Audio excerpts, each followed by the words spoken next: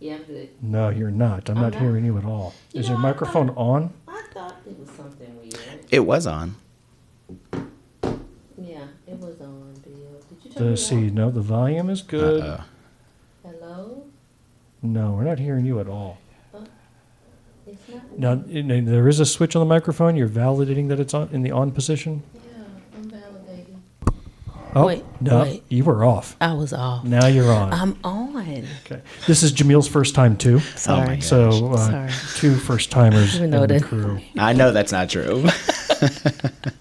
He pulled me out of a retirement. No, my gosh. I did. Yeah, she was in the nursing home for podcasters. Okay. And I said, your years are not done yet. I wheeled her out of there. You did. The great escape. You did. All right. Here we 3, go. 2, and 1.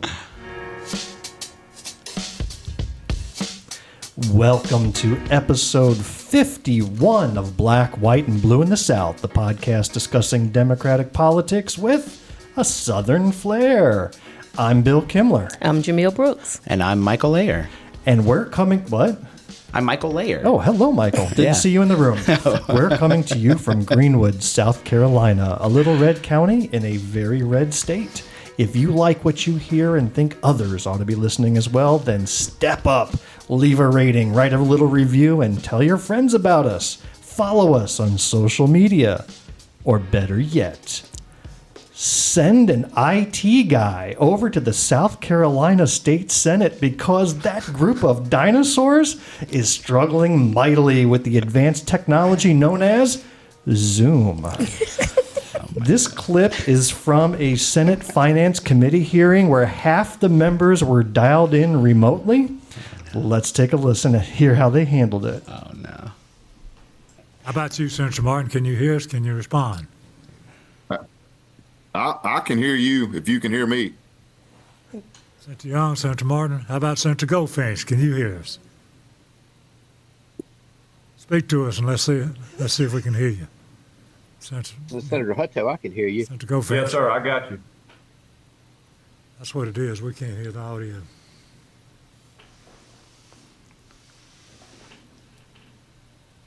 Your tax dollars at work, ladies and gentlemen. I don't Senator approve Martin, of those can you hear cameras us? Can being you off. respond? Yes, sir. I can hear you. Senator Aiken. Senator Young, can you hear You us? got I me can now? hear you, but I don't think you can hear me. Tom, can you hear me? Oh, my God. This goes on for I 3 can hear hours. all of y'all. Technology, yeah. I can hear you, Stephen. Shane, I can hear you.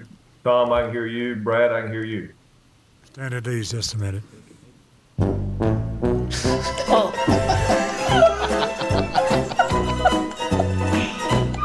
Oh, my gosh.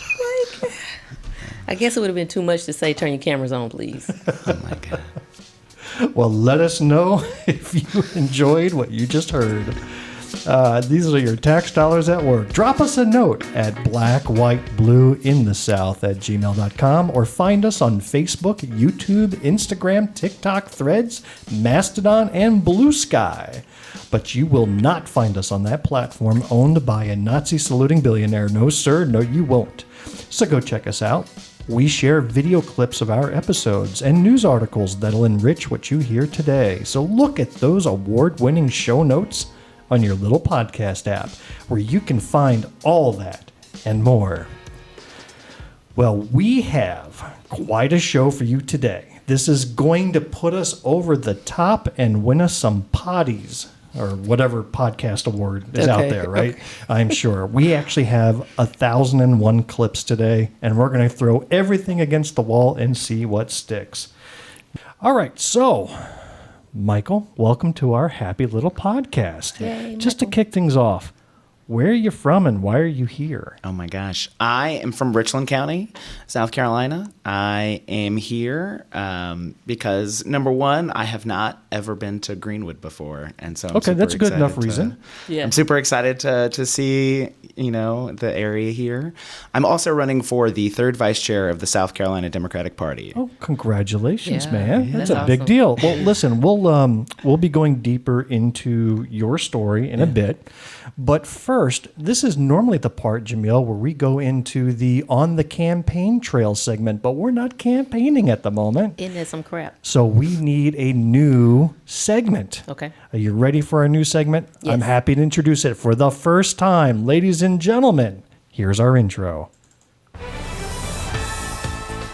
Your South Carolina representatives at work. That was $5 million worth of production that went into that. What do you think? Let's give it I up. think you nailed it. You nailed it. That was special. That was special. So here's a little project that I've been undertaking this year. The South Carolina General Assembly is back in session, and I have watched every minute of the 50-plus hours of committee hearings and general meetings that have been held, that they've recorded anyway, since they've come back in. All these recordings are available on the sc.gov website. I've downloaded and watched every blessed one of them. So I've pulled a few clips to let you, the taxpayer, hear what they are up to. You ready to give this a try? Let's try it. All right, let's start first with introducing the worst new members of the South Carolina General Assembly. We've got one in the House, we've got one in the Senate. First up to bat is Representative Stephen Frank. He's a Republican freshman House member from north of Greenville. Michael, sounds like you know him. I'd seen him on Twitter, unfortunately. Yeah, we're going to talk about that. So his website, which I'm sliding over to the screen right now, tell me what you notice about the website and his message. Oh, my God. He's one of them. What is one of them? He's one of those ones that's going to hide behind that family, faith, and Christianity. That's right. So he's got one of the most religious websites out there, all dripping about God first and faith this. And in fact, as you scroll down, you'll notice who's endorsed him. Child. Oh, my bad. Don't let Nancy Mace hear you call anybody child. She'll throw fists down with you. She don't want this smoke. She need to carry on. So what we're referring to is Dr. Bob Jones III had endorsed him during his campaign. He's the same guy that runs the university that hands out master's degrees as campaign contributions.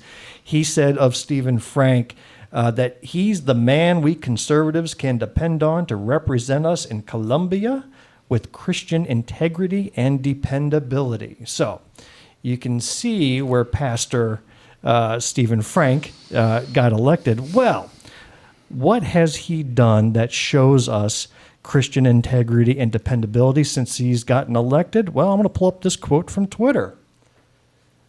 What does that say? Anybody want to say it? I'm just happy we can say the R word again. No, we're going to say it out loud because there's a lot of R words. Retard. Yes. He is proud and happy. This is his quote. First of all, he misspelled I'm. He missed the apostrophe, so he's already challenged in the grammar department. But he says, I'm just happy we can say retard again. That is what Mr. Christian Integrity is up to. So anyhow. Yeah, so I'm sorry we had to see that, but this guy ranks at the bottom of the list in terms of the new representation in Columbia. Now, on to the Senate. Michael, go ahead. Oh, I was going to talk more about this guy. Oh, go ahead. Or are you familiar with his, he created a website. He created this, South Carolina pork projects that's supposed to be this gotcha of House members in Columbia are taking your tax dollars and spending them on other things. And these other things are important budget items that go to benefit their local districts. Some of that money included funding for police departments, repairing roads, making sure that our roads and bridges are functioning and not causing disasters.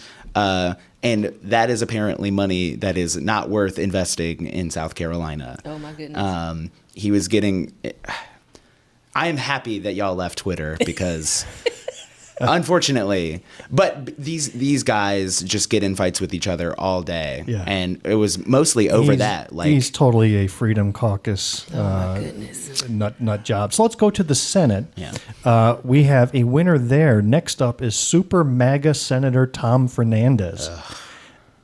Sorry. I'm sorry. I need to avoid these reactions. I'm sorry. This is what happens when you have a guy who's in the know. Yeah. You pay attention. Yes. So these are appropriate reactions. Yeah. Tom Fernandez, freshman senator, his social media feed is dripping with all those own the libs type of material. He doesn't talk policy. He doesn't talk about solving any actual problems in South Carolina. But if you want to own the libs, that's the place that you go.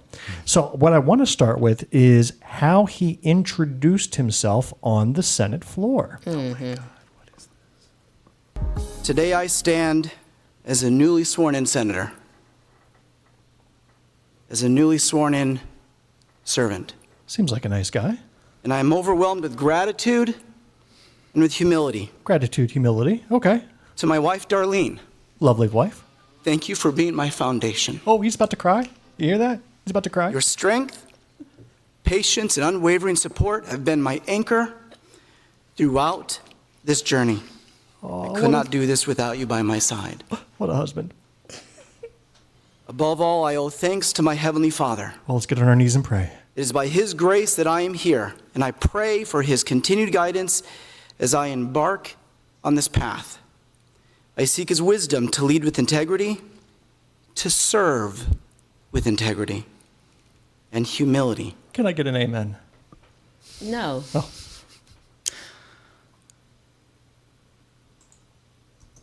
All right, so we'll leave it at that.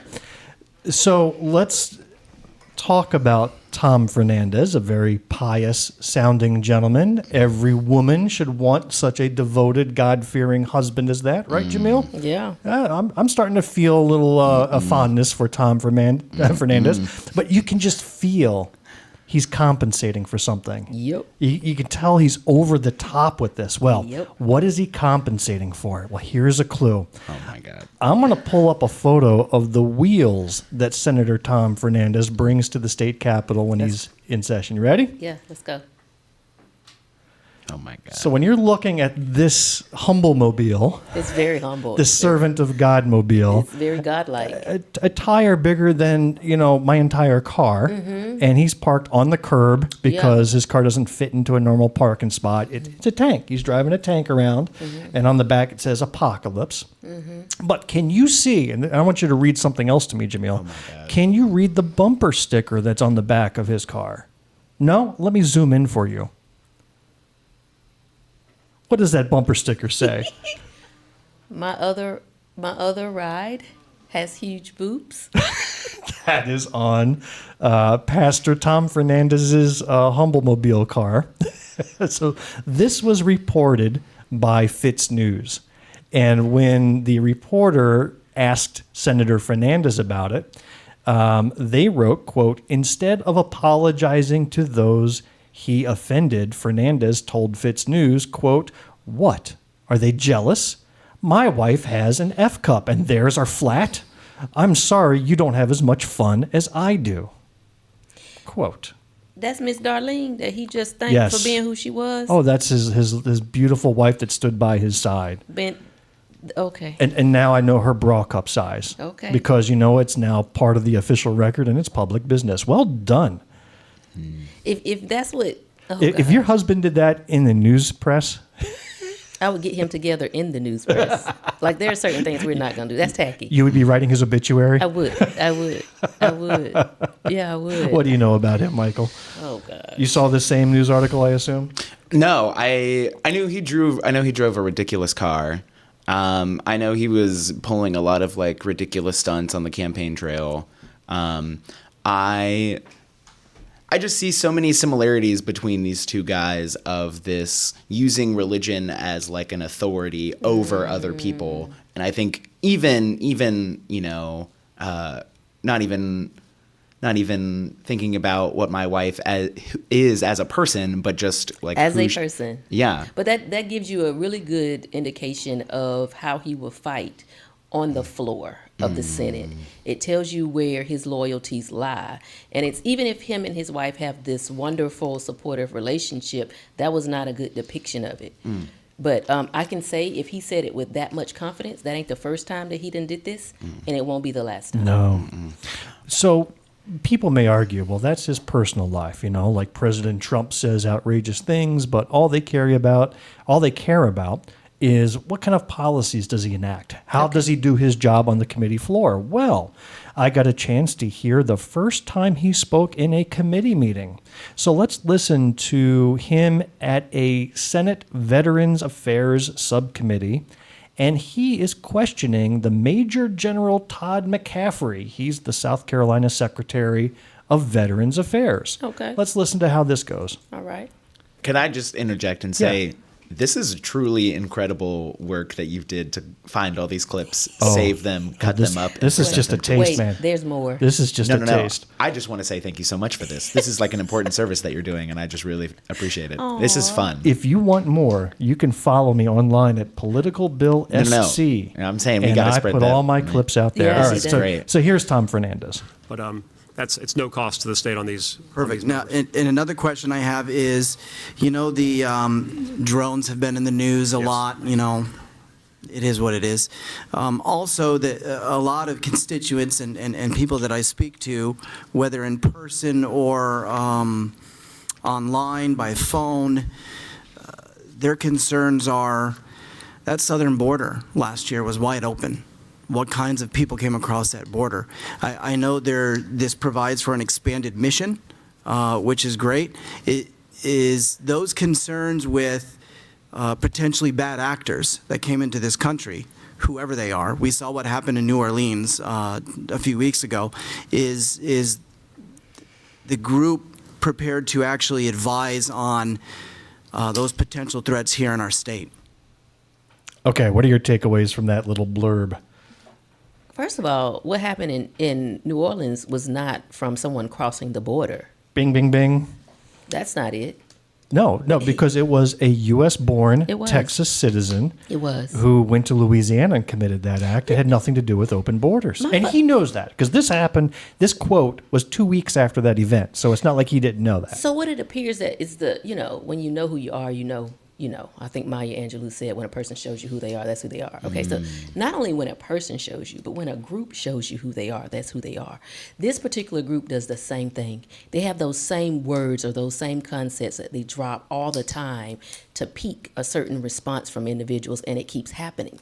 He continues to reference, the borders were open. I don't know anywhere in the United States that's open to anything. I think what he meant was the border between Texas and Louisiana was open, because that's where the guy traveled, right? The guy went from Texas to Louisiana and committed this atrocity. Well, then that would be a true statement. Okay. It is open there. So the other thing I want to point out here is that we continue to say what we let into the border. We keep referencing like all bad things come through the border, all bad people. Only bad people. Only bad people. Have we forgotten the homegrown imbeciles that we have here, and some of them that serve in that House and that Senate? Right now to this day, they have done more harm and plan to do more harm than anyone that has crossed that border. But we will not look at our own monsters. We continue to identify other monsters that are false monsters. And a monster can recognize a monster. So he knows what could potentially be because he is a representative of that. So one thing, Michael, about these episodes is that I always listen to the entire episode to find what is the title of the episode going to be, and I think we just got it. A monster recognizes a monster. I love it. It does. Perfect. It does. Perfect. All right, Michael, anything from you? Yes. Important question for the senator. What does this have to do with South Carolina? Just real quick. I thought it was very funny how he starts off by, you heard about all these drones, right? And then just lost the topic. And what does that have to do with South And there's Carolina? major generals sitting there going, And then he hits you with that, it is what it is. No, well, what is it? Where are we going here? Are we being invaded? Are we, are aliens falling from the sky? Like, be specific as to how this relates to... This is one of those times when you shouldn't be anxious to get to the microphone. Get in there, and if you really don't have anything to say, be quiet. Oh, we're going to cover that subject in a minute. But first, let's switch gears and share what an effective lawmaker sounds like. Last episode, Jamil, we talked about the school voucher scam and how they want to deplete the South Carolina Lottery Fund, which had been going to fund college tuition scholarships. Instead, they want to use that to fund private and for-profit schools in South Carolina.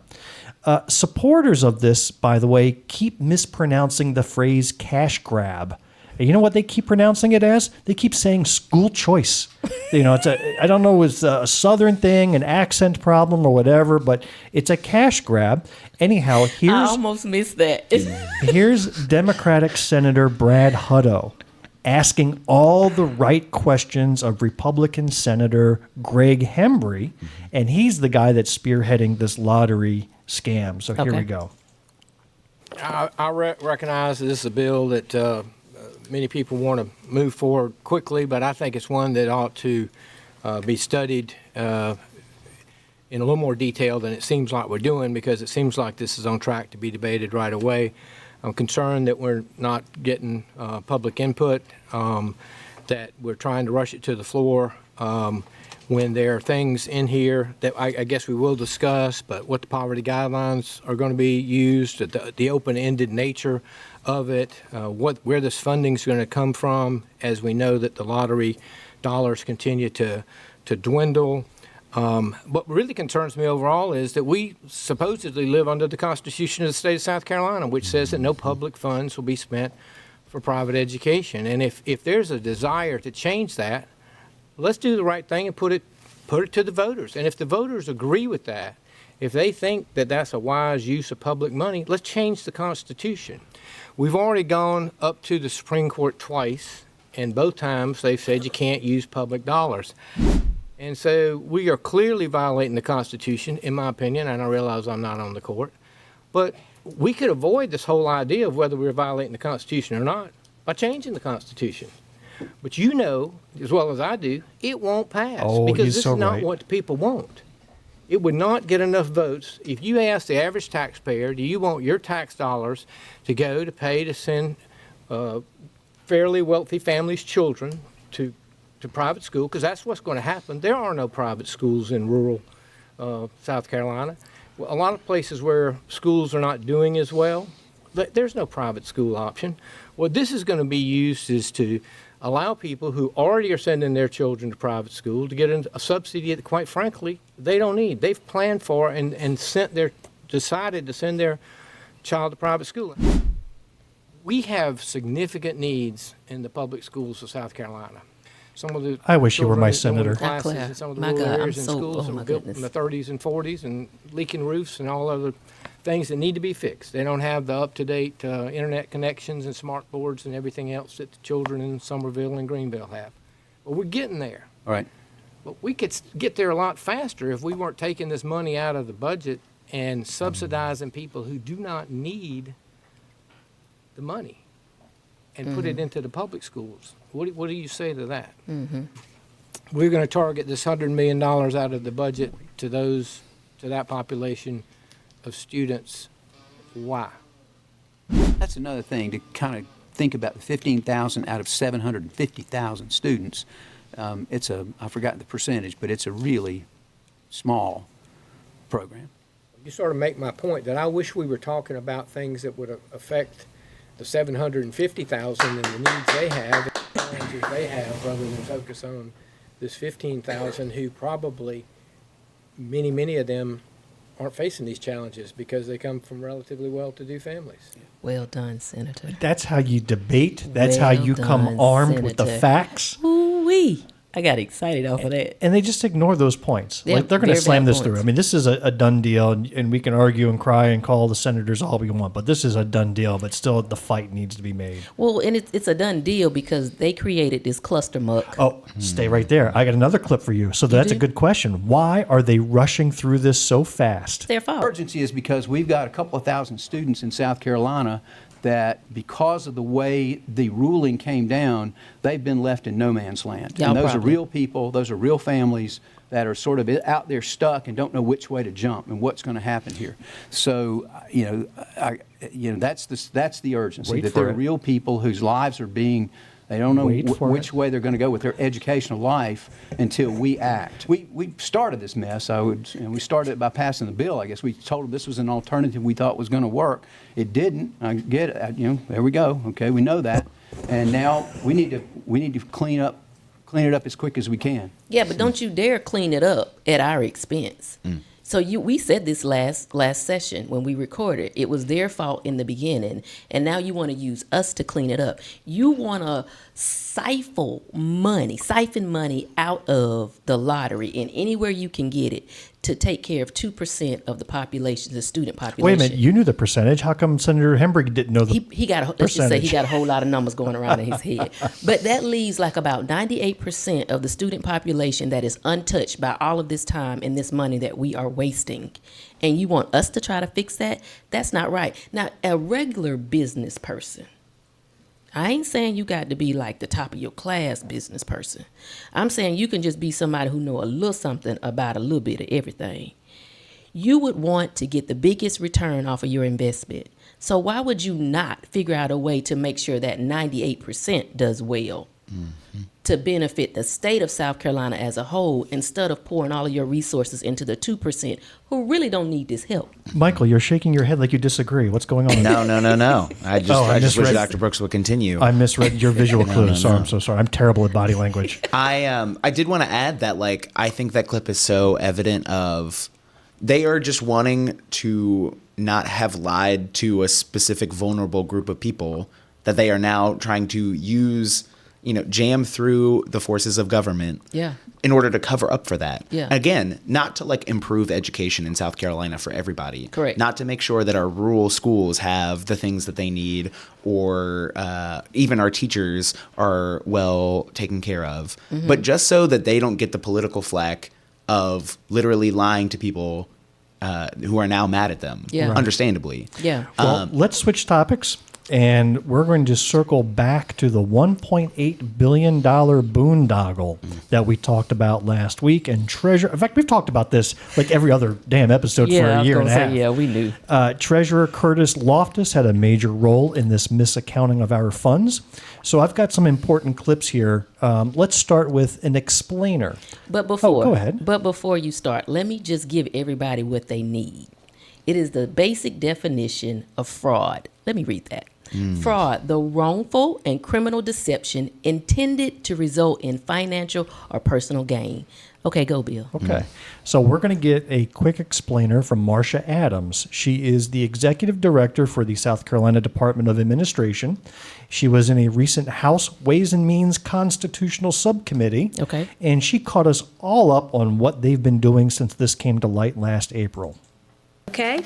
There we go. We issued an RFP, and the scope of the work was to investigate the $1.8 billion and confirm its existence. If it existence, what was it? To confirm the accuracy of the $3.5 billion restatement made in the 2022 ACFR. In addition, they looked at all the cash and investments held in the state treasury and the reconciliation and balancing of such cash and investments in any unreconciled funds that may exist in the general ledger. They made a determination of accuracy within the general ledger accounts for cash and investments, as well as to review the amounts of cash and investments reported in various of the state's historical ACFRs or financial statements. And finally, they were engaged to provide a list of findings and recommendations for any corrective entries and actions necessary, along with recommendations for procedures and controls to be implemented in the future so this would not occur again in the future.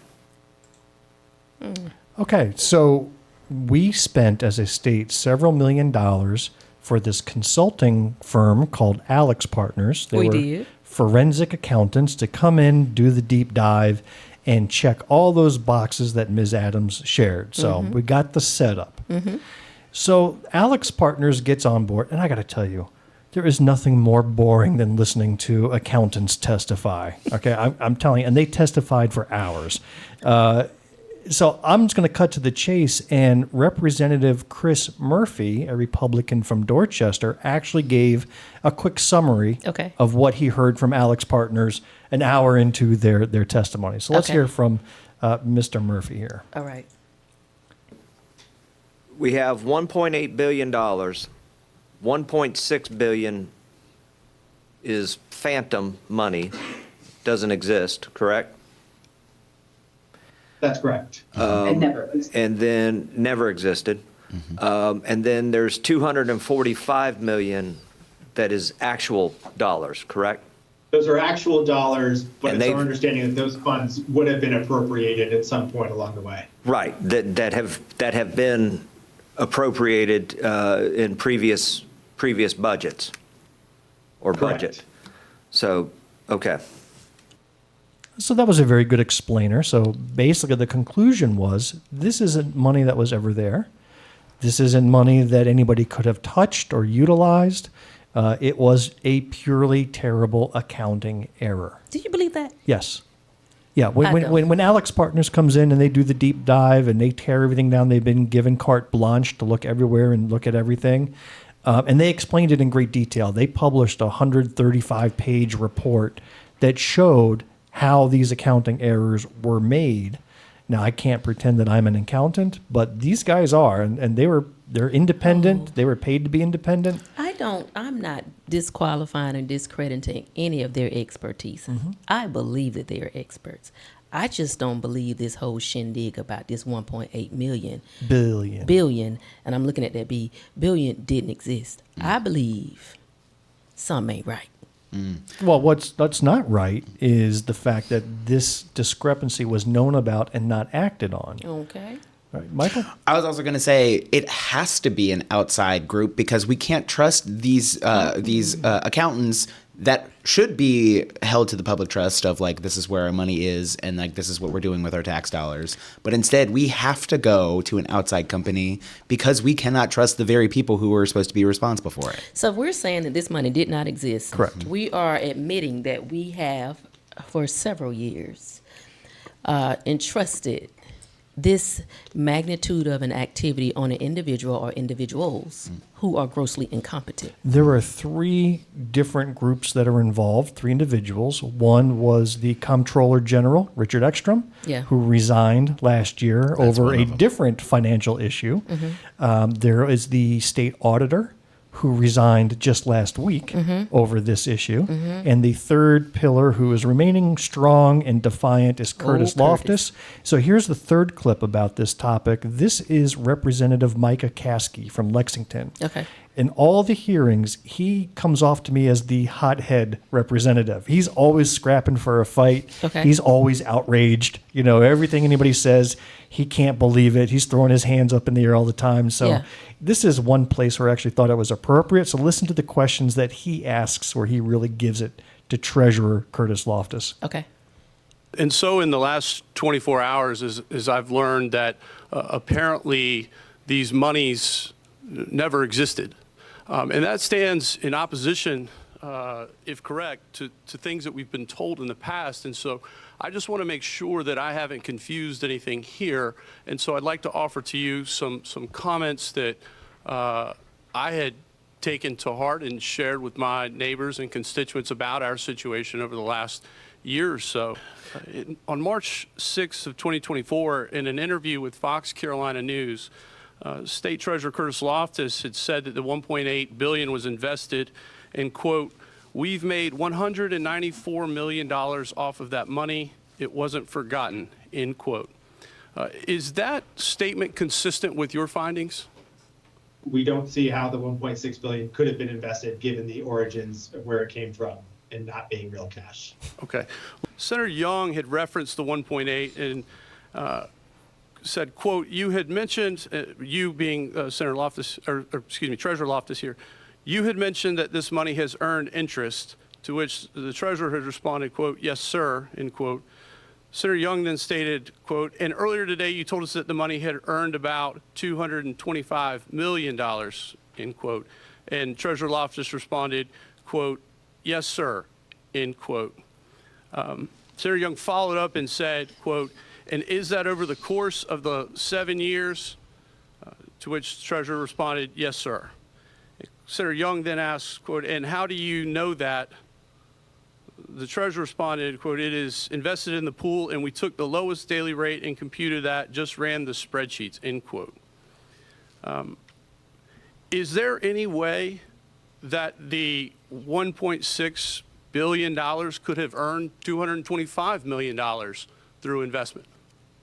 I don't believe there's any way that it could have earned any money on those investments or on that balance because it does not represent real cash. alas, a source of vexation for us. See, this is why I started out with saying fraud, because of the wrongful and the criminal deception. Someone keeps trying to cover it up. Now, there was a whole big spiel and a response that sounded like it was coming from somewhere that said, no, we invested this money and we made this amount of dollars from this investment. You even told how you took from the bottom to make sure it was a good deal, right? So why the continued deception?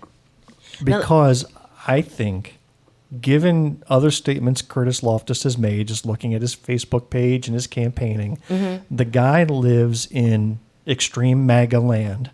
And one thing you learn about the MAGA is that they can never be wrong or admit a mistake. I think what you're looking at is complete and utter incompetence, compounded by lies and bravado that are now coming to light. For a personal gain, because at this point... But personal gain means that his own checkbook has increased, and I don't think it has. Well, I'm not going to say it ain't, because your checkbook is increasing because you keep your name on your spot. You still Well, you're Curtis Loftus. you're keeping the job and so getting you're keeping paid, the job. So but that's, you are to me, very incompetent doing that. But that's a personal gain. Okay. Right? I see what you're saying. I'll definitely agree to political gain. I really think that, this is all political cover saying I am the Republican. Oh, I can feed into your existing things. You should trust me with this treasurer position. I definitely also want to add that I think there's not just deception, but like distraction, right? One of them. So like in between all of this, the State House passed a anti ESG bill, right? These companies are out here supporting the social good, and we as the South Carolina taxpayers do not want to put our tax dollars in support of the social good or whatever. So they passed that bill and had like a whole signing where Treasurer Loftus was there in like early 2024, where the governor signed it. He was there saying, woke companies aren't going to get the investment from South Carolina pensions or whatever. This is all, I really do feel like that was a distraction, trying to distract people from this very real error. We say that a lot. We say a lot that their whole tactic, their strategy is to create the smoke and mirrors. Like they want distractions in order to get things to pass. And in my mind, when I keep hearing this, I just keep thinking if we were to, no disrespect to the auditing company again, but if we were to keep digging, we would find, I think that there's a lot of cover up that is still occurring. And when I saw this and I kept saying, just watch the money. And in my mind, I kept going, they're going to come back and say it was no money. There was never any money. But you even got to the point where you gave a monetary amount to say there was so much cash there, and then there was no cash. We feel like we've allocated it. Allocated it where? Where did it go? And so I connected this, and you have to watch me because I will make connections. But I connected this to the individuals that are now facing jail time for defrauding the government in other situations that dealt with the public's money. So I actually looked at the individuals who should most definitely face charges for defrauding the government when it came down to the PPP loans. Those people lied, and they kept lying to cover it up, and they got money and moved money around that they shouldn't have, and they're facing jail time. Same thing for the people who used those COVID unemployment benefits. Those people defrauded the government, and they got jail time. And then same things for the people who defrauded the government by pulling down EBT or SNAP benefits. Those individuals defrauded the government, deception, lied and received something, and had to face jail time. Well, we're not done with this topic yet, because that was just the South Carolina House of Representatives grilling Alex Partners over their investigation. And of course, the Senate feels like they have to do the same thing. So we'll conclude the segment with our own senator from Greenwood, or McCormick, or Lexington, or who the hell knows where the guy lives. He asked his own deep probing questions. Wait, let's see. For these multi-million-dollar forensic auditors. Now, what I want you to pay attention to, Jamil and Michael, are the pauses between the questions asked by Garrett and the answers given by the auditors. Remember how you once said there's power in the pause? Yes. I'm curious to know what you hear in the pause in this scenario. Okay, here we go. Oh, God. Don't start laughing yet. I haven't played the clip. Okay, I'm ready. No pre-laughing allowed. Okay. Billy Garrett has a reputation. Okay, We'll talk about that in a second. Let's give our listeners an unbiased view of our great senator from Greenwood, McCormick, Lexington. Let them form their own The opinion. purpose of an auditor is to audit the work of our comptroller as well as our Secretary of Treasury. Is that correct? Yes, to audit the financial statements. Yes. Okay. And so now what we're talking about doing is because of their failures, we're going to have to spend extra state money to basically do their job. To not issue an audit, but to really get, I think, more down deeper into things that the Comptroller General needs assistance with, and perhaps the Treasurer needs assistance with as well, to put in a position where the auditor then can come in.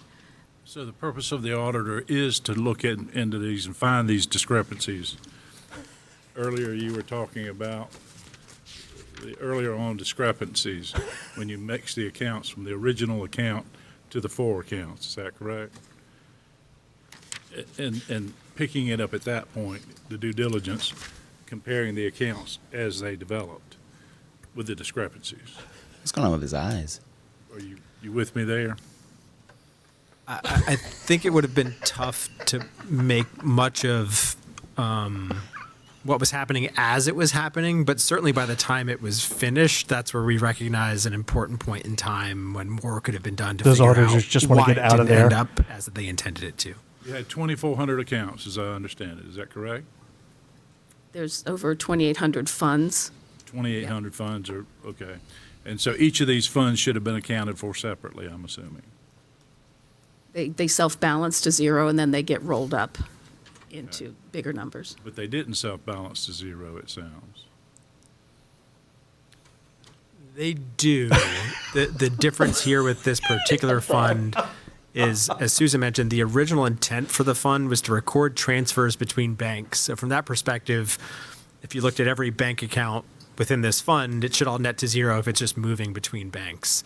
What these particular entries did was, again, looking at across all the cash accounts in this fund, that's when it started accumulating a balance, which was different than that fund had previously been treated before. The moment that happened, the auditor's office should have picked up on that. This is my question. Yeah, I would say we haven't seen anything that they were or were not aware, but certainly by the end of that fiscal year when they were conducting their audit, they were aware of that treatment. Let me ask you one other question. As it relates to how we accounted for this, we accounted for it as a liability. Is that correct? Yes. It's both in cash and a liability, so hence the offsetting nature of the fund. So you have the cash side and then the liability side. Okay, so it means nothing. It's not an asset, nor is it a liability. It's just zero? No, it's both. Okay, so, all right. Let me see if I can understand that. And you know what, Jamil? This went on for 5 more minutes. I almost reached in to help. Like, wait a minute, Senator, what they saying is. Let me say it this way, Senator. Listen, boy, did we miss out on Francie Cleckley, right? I mean, gosh. imagine her years of experience with the IRS and conducting audits, how that would have resonated as opposed to Grandpa Garrett over here, who's like, you're trying to explain Bluetooth to him. And he's like, is it a liability or is it cash? It's like, this is not the time to break down balance sheets one-on-one. Like, we can't do that right now, sir. We're at something that's far beyond that. And he kept saying, like, they should have caught it as soon as it happened.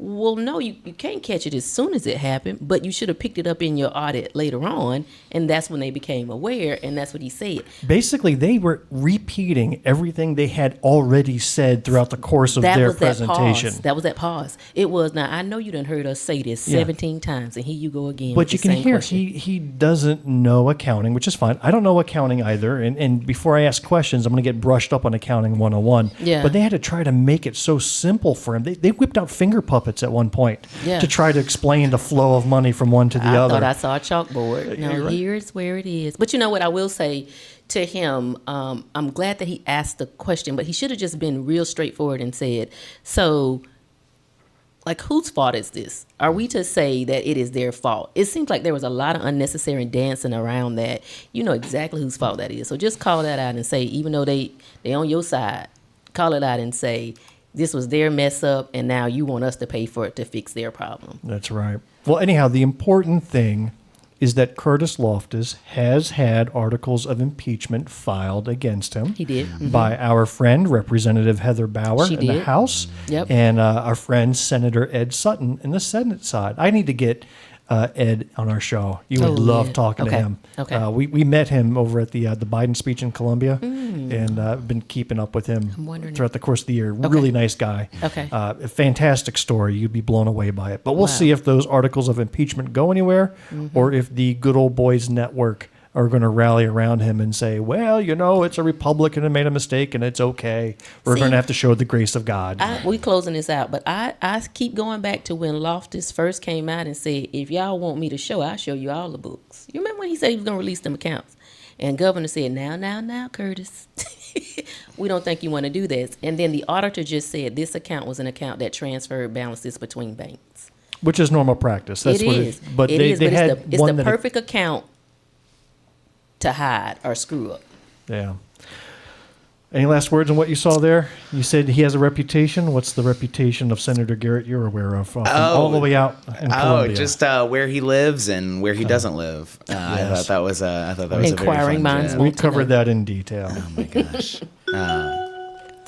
Well, we'll turn our attention to Michael Layer, who drove, how far did you drive to get here? Hour and a half. An hour and a half to meet with us today, and unfortunately, we've run out of time. No, we didn't. So, Michael, we're going to have you come back another time. No, I'm kidding. Michael, we're so happy that you came here. This is kind of a last-minute ask, and you jumped out of your seat and said you can't wait. I'm thrilled. I'm thrilled to be here. All right, so give us a little bio. Tell us about your background and let us know who Michael Layer is. Of course. So I am from Columbia originally, grew up on the kind of northeast side, and then now I live kind of off of Rosewood, a little closer to downtown.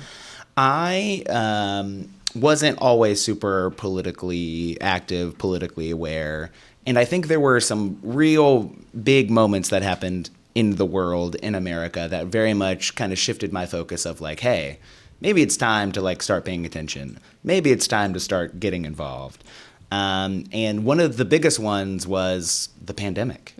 At the time, I very much believed that like the world was gonna like fall apart, and that the one thing that I needed to do was like I needed to do something. I needed to get involved somewhere. I needed to help out.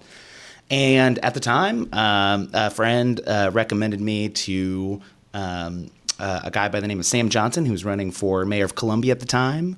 And I used that time to give 110% of my effort into getting involved with this campaign. So you got involved with the campaign. Were you a student at the time? Were you employed at the time? How did you just jump out of your seat and work 110% for a? I had a day job that paid the bills. Okay. But it was important for me to do something more than just like go to work, go home, go to work, go to home. Oh, that's good. I know that feeling. That's good. Yeah. And that was really important for me. I got to see so much of the city. I got to speak to thousands of voters. Unfortunately, Sam didn't win, but it was really important, even just to kind of get used to wanting to be a part of some positive change in my local area. And then I just kept finding people that I knew were going to do great work locally. I met Heather Bauer. She was running for city council at the time, and she knocked on my door, and that's how I got to know her, and I had like a similar awareness of like, hey, you know, this is an important thing of letting people know who their local representatives are and what are the stakes at each election. And so I worked with her in 2022 and worked on a bunch of municipal races in 2023. Worked with Heather Bauer again in 2024. And I will say, when you say you worked with her, you were actually a paid staffer. I was. I'll also That's say so cool. First of all, that she had enough money to have paid Right. staffers. That's That was great. that was good. And that you were able to get compensated for the hard work and experience you brought to the table. Well, yes, and not everybody has, not every campaign, not every district has Oh, we that donor know. base Yeah. for that. Yeah. I'll also say that we worked with a huge volunteer team that was really important. That helped magnify our efforts, and so it was not just that work of one person; it was teams of people. So you've worked on a campaign. You've worked on different size campaigns. Yes. Okay, good. And I've been really fortunate to work in different parts of the state. I'm Okay. from Columbia, but I promise, not every district looks like House District 75. Yeah. And it was really special to get to see so many different parts of the state, talk to so many different voters. And it was also important to see a lot of shared concerns. In rural Orangeburg County, have the same concerns as North Charleston or Columbia or in Kingstree. Yeah. I think it was really special to also share things that are important to me and important to the candidate with voters, being like, this is an important thing that you should also care about. And Now, see Michael, that you jumped represented. right into your political history. Why are you covering up a very important aspect of your life? Oh my goodness, that's right. The fact that you were an athletic superstar for the Goucher Gophers. Why don't you tell us about that? That's right. So I should have told you that Bill is kind of like an investigator, so he's going to find everything. So this photo here, it's either that of a serial killer or an intense soccer star. Which is it? Oh my goodness. Yeah. That is that's me. So listen to this. According to the biography on this page, Okay. He's an academic honor roll recipient. He was a tournament champion for a couple of years, played for the South Carolina United Club team, and played for the South Carolina Olympic Developmental Program. Stop it. Soccer superstar. Tell us about that. Soccer was a big part of my life. I did get to travel around the state to play in different teams, and so I am not certain if I have been to Greenwood before, but this is the first time I remember being to Greenwood. Okay. And so I know being a star is like a whirlwind, and you don't remember everything. I get it.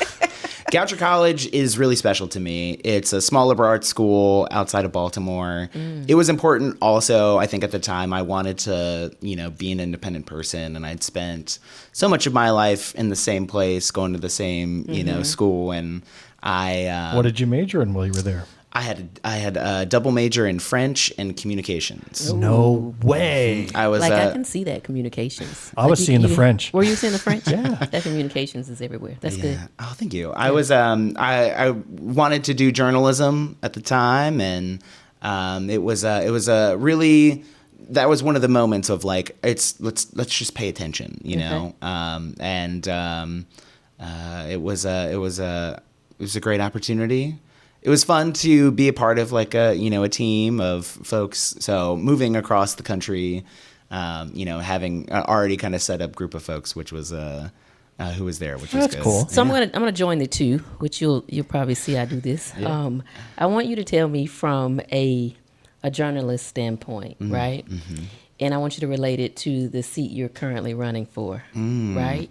If you had to create an article that kind of justifies or outlines your campaign or what you want to see happen, what would you entitle that article? I know, right? I can get you the meat of the article, but Okay, I could not give you the headline. Give me the meat. The meat of the headline is Wait a that minute, I've got a new title for our episode. No, that is not the title. All right, come on now. That's the new Bill, title that of is the not episode. the title. You That might- stick to the monster. Give me the meat of the article. So Get out. yeah, that's on me, right? That's on me.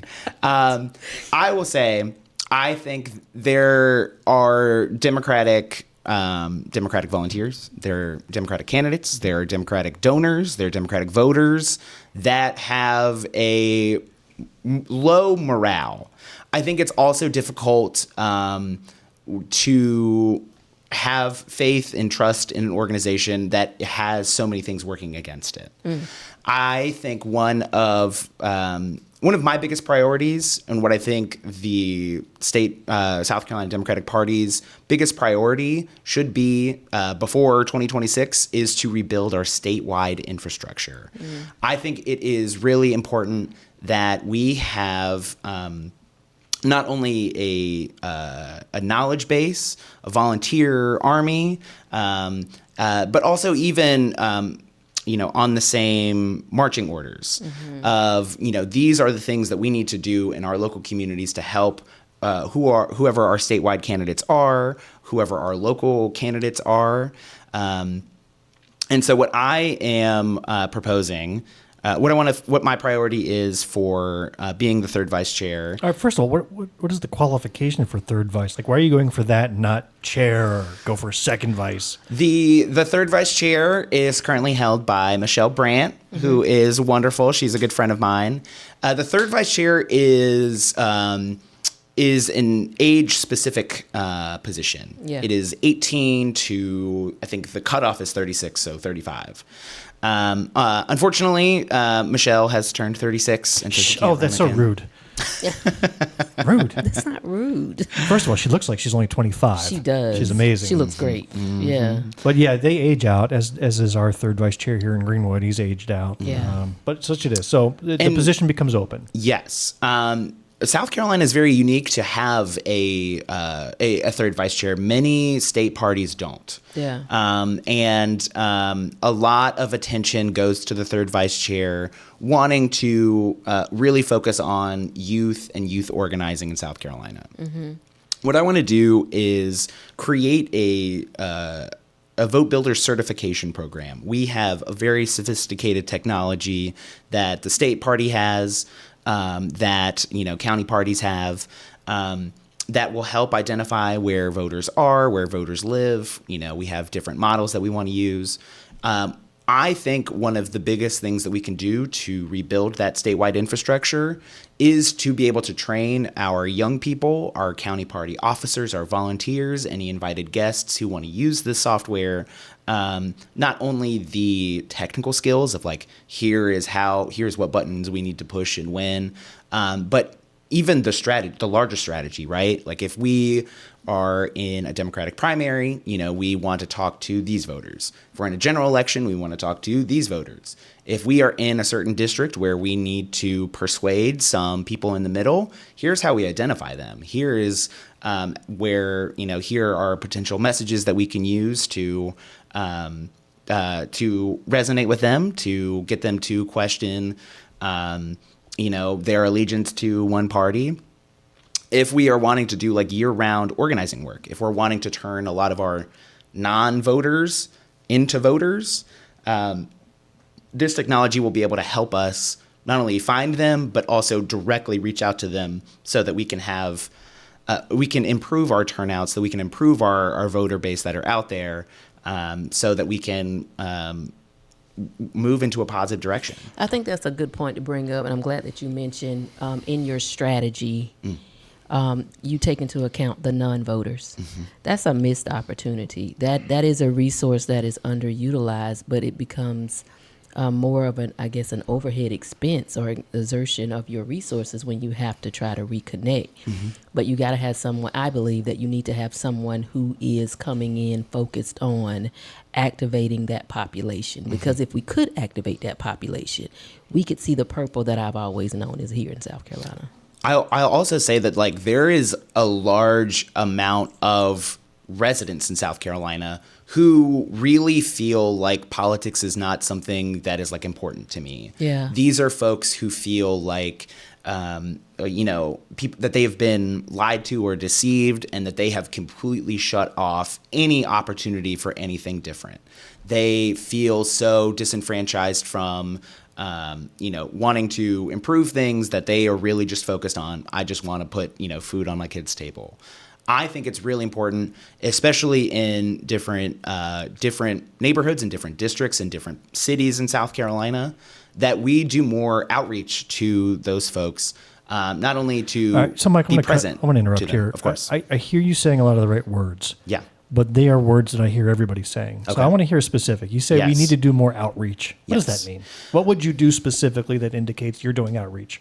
I think this work comes down to our county parties. I really think that it is important that local people in local areas are doing work to be present in the community, talking to voters. Yeah, we know. Yes, as you know. I'm a chair. As you know. She's a first vice chair. So As you know. What is it that you would do differently or have the state party do differently? So I think training people up is a key part of this. There are a lot of knowledge gaps and I think like institutional bottlenecks that prevent. What's a knowledge gap that you think is missing? What would you hold a class on tomorrow if given the opportunity? Yes. So like Vote Builder is like a software that I think is important for everyone to know, especially in democratic organizing. I think it's also important that we have many people learn it so that we are training up potential campaign staff, that we are training up our party officers, and so that sometimes when we have different candidates, different county party chairs that want to achieve different goals, even different nonprofits that are wanting to do this organizing work, not only giving them like the basic skills, but even some of the advanced strategy that we would want. I'm sure that y'all worked with. Lindsey Green during the presidential. Matt Green. Lindsey Green. Lindsey Green. Lindsey Green. Matt Green is the data director. Yeah. Lindsey Green worked on the presidential primary. Oh, I know what you're talking about. Yeah, we did all the Yes. phone banking and stuff. Yeah. Listen, I got to agree. First of all, I would want to blow up Vote Builder altogether. It is a horrible system. I wanted you to not mention that. It is 1990s technology. It is not intuitive to work with. I've been working in it for 8-9 years now. But Jamil, you were kind of new to it. Would you call it intuitive and easy to use? And you're a professor of computer science. I know, but no, it's definitely a train up type thing, and you just got to know where to go. And I don't think that's there. There's just so much that I want to be able to get out of it that you can't. Yeah. To me, I think there is a fundamental limitation in this product. But I think it has that's been one of surpassed. the gaps that's it's not a one of matter of the- even training. All the training in the world doesn't fix the software flaws and gaps. But I think the gaps can be. I think the using the software, I think you'll be able to identify the gaps. So even though Michael is talking about gaps, I think you don't know that those gaps are there until you have enough people who are actively using it from different aspects. What, you're saying it's not enough for me to say there's gaps and point them out? You got to have No. multiple people? Yeah, you're just not the I'm only offended. one. but if more people, Burst my more bubble. party chairs dive into this, and particularly, I mean, I want to go back to Michael saying that you wanted to train the younger Democrats on how to use this system. First, we got to get them to even want to come in and sit down at the table with us and think democratic thoughts, right? But that would be a great population to experiment and do focus groups and figure out what exactly is this software application supposed to do to us and what it's not doing. So like if you haven't studied Bill does really well with identifying the gaps because his mindset will be, this is the outcome that I want. And if this particular application can't get it for me, I will have to do 3 other things and make it. And Jamil's special superpower is bridging the gaps. But it didn't work. No, I know. I'm gonna keep bridging them That's dang right. on gaps. But I think that that will help to identify that. So we know that it's not the best tool, but it's the tool we got. So, Michael, at this point, do you know if anybody's running against you? Are you running alone, or is there So I'm not running a part of a slate. Okay, so there's I'm that. running my own race, and I think that's important. I think that if there are Well, to if be there honest, are people as- who are running for as- other officers, As third vice chair, you don't have to align with the slate because let's just remember the rules. Whoever is voted for the chair, they get voted on first. Yeah. The second vice chair must be or identify with a different gender than Correct. the chair. And the third vice chair must be of a different race Yeah. than the chair. Those are rules. the first vice and second vice are. Do you have that backwards between first and Different second? The first is different race. First is different gender. Second is different race. Third That's is... what I said. And third is whatever, right? The so age, you just have to be age. Yeah. So you don't have to work with the slate, whereas I have always found it to be really tough to abide by that, especially, I mean, I get you want to encourage diversity. Yeah. But you get a small county party where you only have 3 people volunteer for roles to begin with, Yeah. and then 2 of them are knocked out because they don't meet this criteria. That's why you got to put that clause in that criteria to say that, you Yeah. know, if you can't fill it, then. So that's why do what's at the best. state level, okay, so I get it at the state level, but that almost means you have to go as a slate. You have to say that, you know, if you get chair, I want to be your first or I want to be your second vice chair, and that's what I'll run for together. Because you could be knocked out before a vote even comes up. Yeah. That could be. I think what we saw in 2023 was our second vice chair also run for different positions. And I think there was a situation where they did not get the first vice and they ran for the second one. And because of the results of that first vice, because of the results of the chair's race, then they were better suited for the second vice. I gotcha. Yeah. In fact, I know of one other who's running for third vice chair, and you're aware of that. And I am aware of that. Okay, so I'll let him or her introduce themselves if they want to come on our show. But I see you have launched your social media campaign. Can you share with us what your social media account is? Yes, I am on Facebook and Instagram. I have a campaign page on Facebook. I'm Michael Layer for third vice chair of SCDP, I believe. And then on Instagram, I am Layer, Layer .SCDP 3RDVC. And that sounds like a disease. It does. Oh no! 3RD. We will put links to that in the show notes. So look there and give Michael a follow. I appreciate that. And when is this election to be held? So the state convention is on May 31st. But in order to vote at the state convention, you have to go to your county party convention. Yeah. Which is happening sometime in March. Yeah. Yes. Yeah. Do we know when the Greenwood convention is? March 1st. We do. March 1st. That's great. That is great. I want to put that on my calendar here. Okay. Yeah. Add that. We might invite you. 10 o'clock. Yes. Yeah, we 10 o'clock. Charleston and Greenville are also at that exact same time. Oh, wow. We'll figure this out. later. Okay. Yeah, that's the difficulty is you're going to have to try to find a way to be everywhere at one time. all at once. Yeah. But you have to be a delegate to the state convention, and the delegates are chosen at the county conventions. That's correct. Now, I will say up front that I will not be voting for you, Michael, because I will not be at the convention this year. Oh, no. What? I actually have a good excuse. Your friend and mine No way. is getting married Is that that the same date? day. Oh, my gosh. So Saturday, May 31st, my daughter is getting married. So I might have to attend that instead of the convention this time That's around. very important that Yes. you're there. Yeah, so Jamil, you'll be the boss of the Greenwood Democrats at the convention. Oh. You're in charge. Kind of want to be at the wedding. I but know, okay. I know. It's up in Albany, New York, so it'd be a heck of a wow. commute. Yeah. Oh, congratulations. Okay, you get a pass. You get a Thank pass. you. Okay. Thank Yeah. you. Yeah. So, Mike, I appreciate you. You should know that we have candidates on our show all the time, and 1 out of 10 candidates who appear on our podcast actually win. Wow. So we are literal king and queen makers here. That's what I said at the At beginning. Black, That's White, what I and said Blue at the in the beginning. Fun fact, but we didn't. But we can make sure that at least somebody else is going to win that's on our show. Don't worry, we'll get them next time. Any last comments here?